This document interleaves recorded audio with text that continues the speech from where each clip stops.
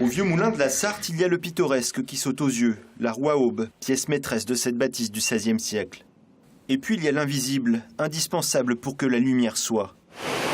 Ces remous signalent la présence d'une turbine électrique. Dès que j'ai acheté le moulin, comme beaucoup de propriétaires de moulins d'ailleurs, j'avais envie de produire mon électricité.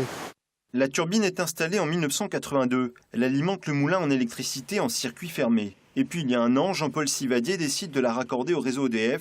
Question de fiabilité. Il est plus facile de l'exploiter lorsqu'on est raccordé à EDF puisque c'est le réseau qui équilibre la turbine. Mais la technique reste perfectible. Au restaurant situé en rez-de-chaussée du moulin, on a appris à faire avec quelques couacs. Des fois en plein service, ça saute, donc il n'y a plus d'électricité nulle part. Donc nous on est en cuisine et c'est un petit peu le blackout, donc c'est un petit peu embêtant. Reste un avantage de taille. Avec une production maximum de 36 kWh, le moulin peut fonctionner en autonomie la plupart du temps.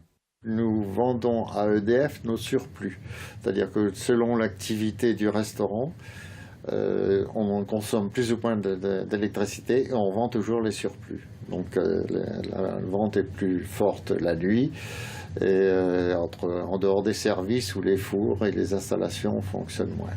En Sarthe, les installations hydroélectriques se développent, même si leurs propriétaires doivent faire face à des courants contraires. Les moulins sont dans le collimateur des écologistes qui estiment qu'ils mettent en danger la faune des rivières. D'autre part, les aides sont quasi inexistantes. Jean-Paul Sivadier a déboursé 45 000 € pour être raccordé au réseau. Et c'est ainsi que